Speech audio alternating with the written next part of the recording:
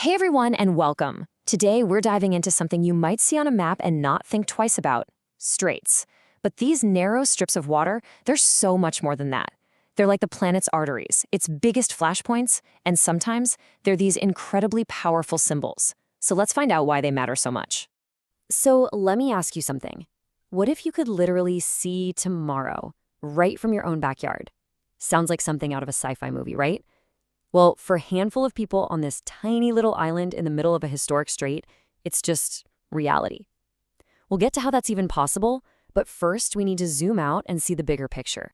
Okay, so before we zero in on that one amazing story, we gotta understand why these waterways are so critical to, well, everything. They are, in a very real sense, the choke points of our world. They control the flow of trade, of travel, and believe it or not, even the course of history itself. All right, first things first, what is a strait? The definition is pretty simple, but its impact is huge. Think of it this way. It's a narrow channel of water that does two things at the exact same time. One, it connects two massive bodies of water, like oceans, and two, it separates two huge land masses. It's this double-duty role that makes them so incredibly strategic. And here are some of the big ones you've probably heard of. You've got the Strait of Gibraltar, splitting Africa from Europe. The Strait of Hormuz, that's a massive lifeline for the world's energy. And the Strait of Malacca, one of the busiest shipping lanes on the entire planet. The bottom line is this: if you control a strait, you control access. And that gives you a massive, massive advantage. Okay, so with that in mind, let's zoom in on the star of our show today. We're heading way, way up north to a strait with a story that's just unlike any other. We're talking ancient migrations, a Cold War showdown, and some truly incredible human feats. And here it is, the Bering Strait. Geographically, it's the gateway between the Arctic and the Pacific. But what really makes it so mind-blowing is that it's the dividing line between Asia and North America. Two vast continents, so close you can almost feel them touching. But just how close are we talking? Get this, only 82 kilometers. That's about 51 miles. Seriously, that's it.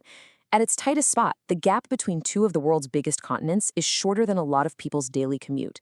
And this crazy proximity isn't just a fun fact.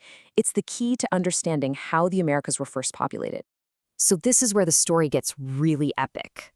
Think back to the last ice age. So much of the Earth's water was frozen in giant glaciers that sea levels plummeted. And when that happened, the floor of the Bering Strait was exposed, creating this huge land bridge called Beringia. And it's across this very bridge that scientists believe the first humans walked from Asia into North America. Can you imagine that journey? It literally shaped the destiny of two whole continents. But that amazing bridge, that symbol of connection, it wasn't going to last. Fast forward to the 20th century, and the Bering Strait completely transforms. It becomes this frigid, heavily fortified border right at the epicenter of the Cold War. And remember that question I asked at the beginning about seeing tomorrow from your backyard? This is where it all comes together. Smack in the middle of the strait, you have these two little islands, the Diomedes. Big Diomedes belongs to Russia. Little Diomedes belongs to the US. They are less than 4 kilometers apart, but here's the kicker. The international date line runs right between them. So when you're standing on Little Diomede in the US, you are literally looking across a tiny bit of water at tomorrow in Russia. Wild, right? Now, during the Cold War, this border was way more than just a quirky time zone thing. No way. It was a hard, impassable wall of ice and politics. People started calling it the Ice Curtain, and that name just perfectly captured the deep geopolitical freeze that fell over this part of the world. And this had a real devastating human cost. For centuries, indigenous communities, the Yupik, the Enuic, the Chukchi, had moved back and forth across the strait. It was just normal life for trade, for festivals, to visit family. But the Ice Curtain, it slammed that door shut. It just completely severed those ancient connections, literally splitting families and cultures right down the middle. But here's the thing about the human spirit. Even in the coldest steps of the Cold War, that desire to connect, to cross that divide, it never really went away. And once things started to thaw, the strait became a stage for some of the most unbelievable expeditions you can imagine. Just look at this list. People have crossed it by dog sled, someone swam it, by sea kayak, by walking on the frozen ice, even driving across in an amphibious Land Rover. Every single one of these crossings is just this incredible statement, this refusal to accept the divide. But let's talk about one of the most famous crossings of all. So it's 1987. The Cold War is still very much a thing, but it's starting to crack.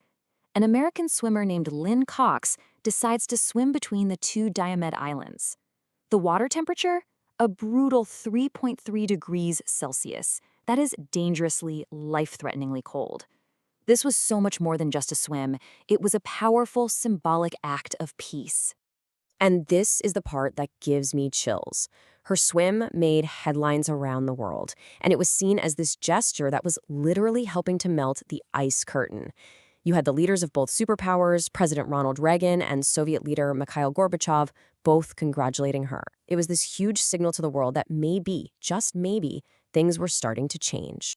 That same drive to connect, it didn't stop with swimmers and adventurers. Oh no, it led to even bigger, bolder dreams. For more than 100 years, people have been talking about building a permanent link across the strait, a bridge or a tunnel, to physically connect Asia and North America once and for all. And don't think this is just some sci-fi fantasy. In 2011, Russia actually greenlit a proposal for a massive tunnel project called the TKM World Link. The estimated price tag? A mind-boggling $65 billion.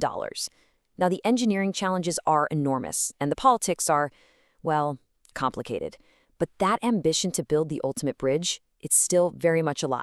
So when you think about it, the Bering Strait has been so many things, hasn't it? It was an ancient bridge that populated continents. It was a chilling border that divided the world. And it's a modern challenge that inspires incredible feats of human spirit.